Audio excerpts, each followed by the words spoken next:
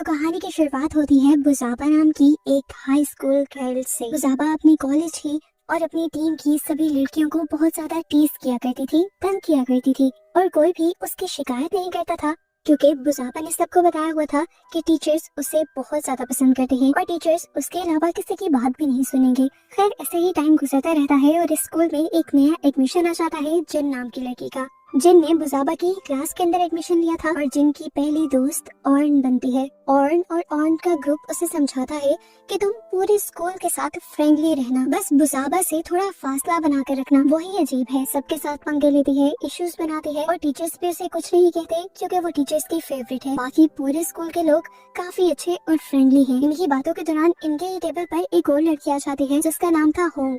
ये और जिन पहले एक ही स्कूल में पढ़ते थे और अब वो यहाँ पर जिन को देखकर काफी ज्यादा खुश थी।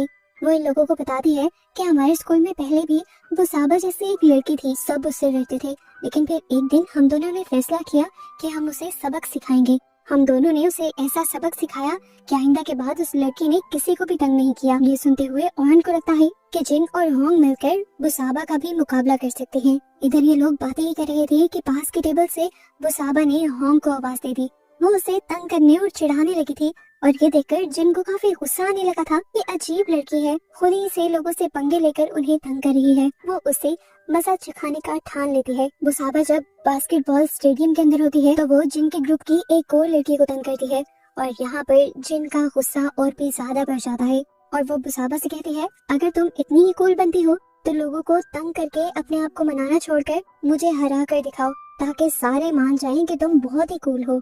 बुज़ाबा की तो अनापर बनाई थी, वो जिनका ये चैलेंज एक्सेप्ट कर लेती है। इन दोनों के दरमियान में मैच होता है और जिन ये मैच जीत जाती है, जिसकी वजह से बुज़ाबा की काफी बेइज्जती होती है। अपनी हार का गुस्सा वो जिन के ऊपर ही उतारने की कोशिश करती है और जैसे ही उसे मारने के लिए आती है तो यहाँ पर कोच आ जाते हैं और बुज़ाबा को लेकर यहाँ से चले जाते हैं। ये लोग दोबारा मैच में इकट्ठे होते हैं और जिन इन सबसे सवाल करती है, कभी तुम लोगों ने ये सोचने की कोशिश की कि बुज़ाबा ये सब करती क्यों है? लड़कियां बताती हैं क्योंकि बुज़ाबा हमसे सीनियर थी, फेल होकर वो दोबारा हमारे साथ आ गई, इसीलिए वो अपना गुस्सा हमें तंग कर निकालती है। क्लास में क्योंकि अच्छा परफॉर्म करती है तो टीचर्स उसे पसंद करते हैं, इसीलिए हम उसे कुछ कह नहीं पाते। इस टाइम ये लोग खाना खा रहे थे। खाना खाते हुए जिनके कपड़ों पर कुछ गिर जाता है, जिसे जब वो साफ करने के लिए जाती है तो उसकी टक्कर हो जाती है गुन नाम के एक लड़के से, जिनके साथ वो काफी फ्रैंक होने की कोशिश करता है, लेकिन तभी पीछे से जिनकी दोस्तें आकर उसे बता देती है कि इससे बात मत करना, अगर बुज़ाबा को पता चल गया तो वो तुम्हारे पीछे पड़ जाएगी, क्योंकि गुन उसका दोस्त है। जिन तो अपनी फ्रेंड की बात मान लेती है, लेकिन कुछ दिन बाद गुन खुद ही जिन से कांटेक्ट करता है क्योंकि उसे जिन अच्छी लगने लगी थी। जिन भी उससे बातें करने लग जाती है और ऐसे उनके दरमियान में दोस्ती हो जाती है। दिन ऐसे ही गुजरते रहते हैं और एक दिन स्कूल में एक बहुत बड़ा चेंज आ जाता है। बुज़ाबा जिन को बुलाकर कहती है, आज से हम दोनों नहीं लड़ेंगे, मैं अपने काम से काम रखूंगी, तुम्हारी दोस्तों को तंग नहीं करूंगी और तुम अपने काम से काम रखोगी, मेरे मामले में टांग नहीं अड़ाओगी। जिन मान जाती है, जिसके बाद बुज़ाबा उसे अपने साथ एकेडमी चलने को कहती है जहाँ पर वो छोटे बच्चों को पढ़ाया करती थी। जिन उससे कहती है, तुम अपने फ्रेंड गुन को ले जाओ ना, और बुज़ाबा कहती है, नहीं उसे नहीं लेकर जाऊंगी, वो आजकल किसी लड़की से बात कर रहा है। ये सुनकर जिन गिल्ट में आ जाती है क्योंकि ये लड़की जिन ही थी जिससे गुन बातें करता था। इसी गिल्ट में कि वो भी बुज़ाबा को धोखा दे रही है, वो बुज़ाबा के साथ जाने के लिए तैयार हो जाती है, पर पता चलता है कि बुज़ाबा तो बस उसे तंग करने के लिए ये सब कर रही थी। वो उसे अपने साथ क्लास में ले जाती है और अपने दोस्तों के साथ मिलकर उसका बहुत मजाक उड़ाती है। इस बदतमीजी के लिए जिनको इतना गुस्सा आता है कि वो टीचर्स को बताने का फैसला करती है, पर बुज़ाबा उसे कहती है, जिस मर्जी को बता लो, कोई फर्क नहीं पड़ने वाला। इस टाइम गुन उसे कॉल करके समझाता है कि तुम बुज़ाबा से दूर रहो, सब कुछ ठीक हो जाएगा खुद ही। दूसरी तरफ बुज़ाबा को भी सबूत मिल जाते हैं कि गुन किसी लड़की से बात कर रहा था। ये सबूत ले जाकर वो गुन को दिखाती है और ऐसे गुन और बुज़ाबा के दरमियान में लड़ाई शुरू हो जाती है। गुन को तो अभी ब्रेकअप करने का बस मौका चाहिए था, क्योंकि वो पहले ही बुज़ाबा से तंग आ चुका था, इसीलिए वो ब्रेकअप कर लेता है। इस चीज से बुज़ाबा को इतना गुस्सा आ जाता है कि वो गुन को ही पीटने लग जाती है और कोच आकर बुज़ाबा को रोक लेते हैं। बुज़ाबा की भी सच्चाई सभी लोगों के सामने आ जाती है कि वो अच्छी लड़की नहीं है बल्कि एग्रेसिव है। इसी वजह से स्कूल मैनेजमेंट भी ये फैसला करती है कि बुज़ाबा को स्कूल से निकाल दिया जाएगा और इस चीज का गुस्सा बुज़ाबा को और ज्यादा आ जाता है। पूरा स्कूल इस डर में था कि जाने से पहले बुज़ाबा कुछ बड़ा न कर जाए जिससे उन सब के लिए मुसीबत खड़ी हो। अगला दिन भी हो जाता है, स्कूल में कुछ भी नहीं होता और जब बच्चों को भी ये पता चलता है कि फाइनली बुज़ाबा ने स्कूल छोड़ दिया है तो सब बच्चे बहुत ज्यादा खुश होते हैं, लेकिन उनकी सारी खुशी अचानक से हैरत और गम में तब बदल जाती है जब उन्हें पता चलता है कि बुसाबा ने सुसाइड कर ली थी। सभी लोगों को लगा कि बुसाबा अपनी बेइज्जती बर्दाश्त नहीं कर पाई, इसीलिए उसने अपने आप को मार दिया। बुसाबा का फ्यूनरल रखा जाता है और स्कूल के काफी सारे बच्चे और जिनका पूरा ग्रुप भी उसके फ्यूनरल पर जाता है, जबकि दूसरी तरफ हमें दिखाया जाता है कि दूर कहीं कोई इंसान एक रिचुअल कर रहा था। सीन्स दोबारा बुसाबा के फ्यूनरल का दिखाया जाता है, जहाँ पर एकदम से बुसाबा का कॉफिन खुल जाता है और अंदाजा होता है कि जो भी रिचुअल कर रहा था वो बुसाबा की रूह को जगाने के लिए कर रहा था। खैर, फ्यूनरल में आए सभी लोग इतना ज्यादा डर गए थे कि पूरी रात तो उन्हें नींद भी नहीं आई। ये लोग आज एक ही रूम में सो रही थी। मुश्किल से इन्हें नींद आती है तो एकदम से उनकी एक साथी की आंख खुल जाती है, क्योंकि उसे बुसाबा बुला रही थी।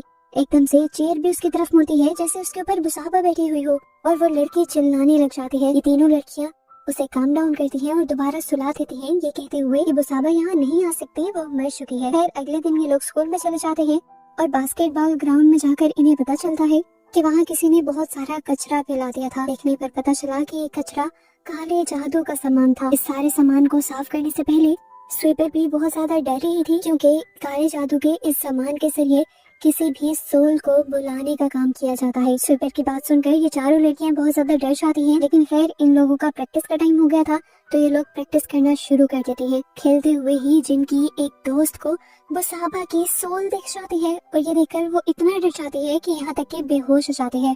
होश में आने पर वो यही बात सबको बताती है कि मैंने बुसाबा की सोल को देखा है, और अब ये सब समझ जाते हैं कि किसी ने तो वो रिचुअल किया है और इस रिचुअल के जरिए बुसाबा की ही सोल को जिंदा किया गया है, यानी इस दुनिया में लाया गया है। इन सब की बातों के दौरान अचानक से वो स्वीपर पता नहीं कहां से इनके सामने आ जाती है और अजीबोगरीब हरकतें करने लग जाती है, जिससे इन चारों लड़कियों को कंफर्म हो जाता है कि उस लड़की की बॉडी के अंदर जरूर बुसाबा की सोल आ चुकी है। जिसके बाद अब वो स्वीपर इन सब लोगों के सामने आकर कहती है, हाँ मैं हूँ बुसाबा और मैं तुम चारों से अपना बदला लेने के लिए आई हूँ। अब मैं तुम चारों को जिंदा नहीं छोड़ूंगी। ये चारों बहुत ज्यादा डर चुकी थी, इसीलिए जिन जल्दी से अपने मोबाइल की लाइट ऑन करते हुए उस सोल को यहाँ से भगाने की कोशिश करती है, और सच में वो सोल यानी बुसाबा स्वीपर की बॉडी को छोड़ भी जाती है। चारों लड़कियां डरती हुई गुन के पास जाती हैं और उसे सारी कहानी बताती है। गुन इन चारों को एक शेमन के पास ले जाता है। शेमन चेक करके बताते हैं कि तुम लोगों का शक बिल्कुल ठीक है, तुम्हारे आसपास एक सोल मंडला रही है जिसे ब्लैक मैजिक यानी काले जादू के जरिए दुनिया में बुलाया गया है। इस सोल को अपना बदला लेने के मकसद से बुलाया गया है, और अगर 3 दिन के अंदर अंदर उसे वापस ना भेजा गया तो वो यहाँ पर तबाही फैला देगी, हर उस इंसान को मार डालेगी जिसने उसके साथ कुछ बुरा किया था। ये लड़कियां पूछती हैं कि उस सोल को वापस भगाने का तरीका क्या है। वो बताता है कि सबसे पहले तुम्हें पता लगाना होगा कि उसकी सोल को बुलाया किसने है। एक बार तुम्हें ये पता चल जाए तो तुम उस इंसान के काले जादू के सामान को जला देना जिसके जरिए उस सोल को यहाँ पर बुलाया गया है, जिसके जरिए वो सोल यानी आत्मा यहाँ से चली जाएगी। शेमन उन्हें एक डैगर भी देते हैं जो सोल को मारने में इनकी मदद कर सकता था। इससे पहले कि शेमन और भी कुछ बता पाते, यहाँ पर बुसाबा की सोल आकर शेमन के ऊपर ही हमला कर देती है, जिसके बाद ये पांचों डर कर यहाँ से चले जाते हैं। अगले दिन से ही जिन अब अपने मकसद में लग गई थी। उसे उस आदमी को ढूंढना था जिसने बुसाबा की सोल को जगाया था। हिंट जानने के लिए वो बुसाबा के रूम में जाती है तो अंदर उसका सामना बुसाबा की सोल से ही हो जाता है, जो उसे गिराते हुए कहती है, तुम सबने मिलकर मुझे मारा था ना, अब देखना मैं अपना बदला लेकर रहूंगी तुम सबसे। बस एक दिन की बात रह गई है, कल को मैं तुम सबको चुन चुन कर मार दूंगी।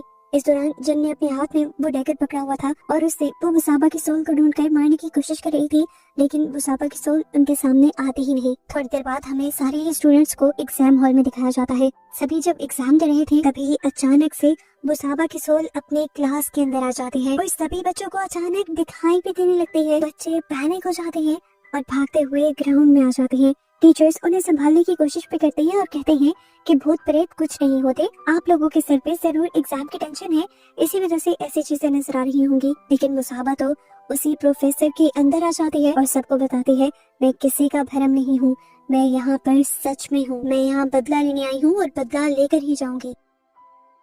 ये पांचों का ग्रुप अब और भी ज्यादा डर गया था। तब एक लड़की इन सबको बताती है कि मैंने सुना है कि बुसाबा के डैड काला जादू करते हैं। ये सुनकर इन सबको लगता है कि उसके डैड ने ही उसकी सोल को यहाँ बुलाया होगा और ये लोग उसके घर चले जाते हैं और फाइनली वहाँ पर इन्हें बहुत सारा काले जादू का सामान भी मिल जाता है। इससे पहले कि वो इस सामान के साथ कुछ करते हैं, यहाँ पर बुसाबा के डैड आ जाते हैं जो इन सबको देखकर घबरा जाते हैं और यहाँ से भागने की कोशिश करते हैं और इस कोशिश में खुद ही अपनी छत से गिरकर मारे जाते हैं। जिसके बाद ये लोग बुसाबा के डैड के घर से वो सामान इकट्ठा करते हैं और जख्मी हुए भी शेमन के पास ले आते हैं। इस सामान को देखकर शेमन उन्हें कहते हैं कि तुम इसे जला दो, जिसके बाद बुसाबा यहाँ से चली जाएगी और तुम सब खतरे से निकल जाओगे। शेमन के कहे के मुताबिक ये सब उस सामान को जला देते हैं और अब रिलैक्स हो जाते हैं कि फाइनली अब इन सबको कुछ नहीं होने वाला था। टेंशन फ्री होकर सभी लोग अपने घर जाने लगते हैं और जिन को गुन बुला लेता है। गुन के पास आते हुए जिन एक मार्केट से गुजरती है जहाँ पर एक अंकल वही सामान बेच रहे थे जिसे अभी वो लोग जला कर आए थे। वो अंकल से पूछती है कि ये सामान किस काम आता है।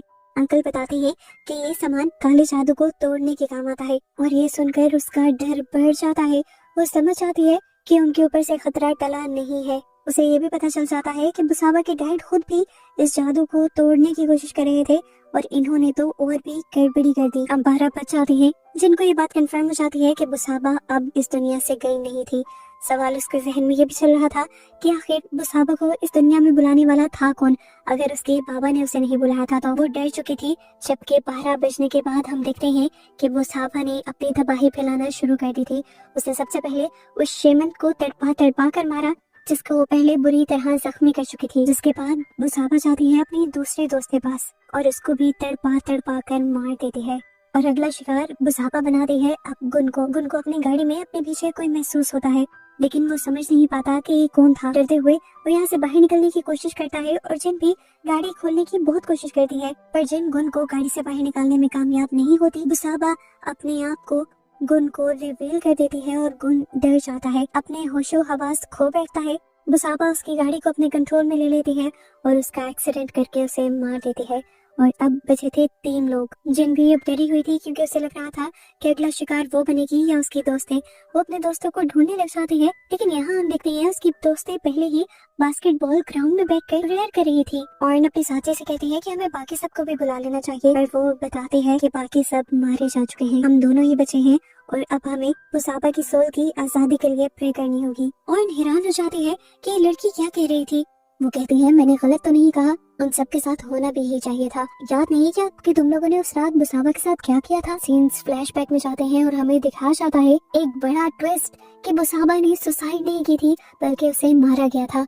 जिस दिन उसे स्कूल से निकाला गया था उसे बहुत ज्यादा गुस्सा आ रहा था। वो इस सबका जिम्मेदार जिन को समझ रही थी। उसके सर पर तो जैसे कोई भूत सवार था। वो जिन को मारने के लिए उसकी तरफ बढ़ती है तो जिन बचाव में उसे धक्का दे देती है। बुसाबा जाकर रेलिंग से टकराती है और उसका सर फटने पर उसकी मौत हो जाती है। जब इन सबको पता चलता है कि बुसाबा मर गई तो ये सारे पैनिक हो जाते हैं। ये सारे बच्चे इसलिए भी डर गए थे कि इन्हें अब मर्डरर समझ लिया जाएगा। अपने इसी सच को छुपाने के लिए ये लोग प्लान करते हुए एक वीडियो बनाते हैं जिसमें ये जाहिर हो रहा था कि बुसाबा ने सुसाइड, जिस वीडियो की वजह से ये सारे बुसाबा के मर्डर के इल्जाम से बच गए थे। अब ऑर्न हॉन्ग से कहते हैं तुम हमारे दोस्त हो, उसके बावजूद तुम बुसाबा के साथ क्यों दे रही हो। हॉन्ग कहते हैं क्योंकि मैं बुसाबा को पसंद करती थी, तुम लोगों को ये बात नहीं पता थी और तुम लोगों ने बुसाबा को मार दिया जिससे मुझे बहुत दुख हुआ और मैंने ही बुसाबा की सोल को अब इस दुनिया में बुलाया है ताकि वो तुम सब से अपना बदला ले सके। हॉर्न अब ऑर्न को भी मारने लगती है बुसाबा के लिए और इसी टाइम यहाँ पर बुसाबा भी आ जाती है। जिन अपने दोस्त को बचाने की भी कोशिश करती है पर वो नहीं बचा पाती और तब बुसाबा से कहती है तुम्हें क्या लगता है मैं तुम्हें छोड़ दूंगी या आसानी से मार दूंगी। ऐसा नहीं होगा जिन, तुम्हारे से तो मैं अच्छा बदला लूंगी। मैं अब तुम्हें मारकर तुम्हारी बॉडी के अंदर जिंदा रहूंगी, अपनी लाइफ जीऊंगी जो जीने का मुझे हक था और आखिर तुम मारी जाओगी। उसके ये कहते ही ये सीन यहाँ पर कट हो जाता है और हमें कुछ अरसे बाद का सीन दिखाया जाता है। स्कूल में सबको ये लग रहा था कि उस दिन वो चारों दोस्त किसी न किसी एक्सीडेंट में मारे गए थे। अब जिन के ग्रुप में जिन और उसकी बस एक और साथी बची थी, लेकिन सारे इस हकीकत से अनजान थे कि जिन भी जिंदा नहीं थी। जिनके अंदर बुसाबा ही थी जो आज भी इन सबको तंग करती थी। ये मूवी यहाँ खत्म हो जाती है।